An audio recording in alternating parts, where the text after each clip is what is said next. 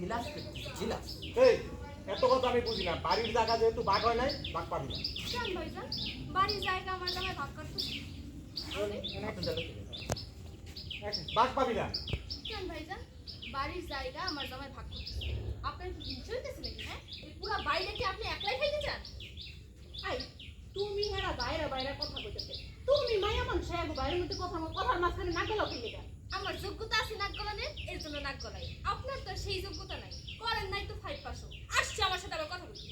I চুপ করো, সবসময় খালি ফাইট পাস করো। আচ্ছা বুঝলাম তুমি আমার থেকে একটু বেশি পড়ালেখা আপনি করছো। ভিতরে ঢুকেন না, হ্যাঁ এখান থেকে আচ্ছা বুঝলাম তুমি আমার থেকে একটু বেশি পড়ালেখা করছো, তা লাভটা হইছে কি সারাদিন তো আমার লগেই পাতিহারি করছো।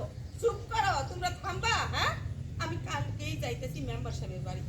এখন তোমরা কাজে যাও।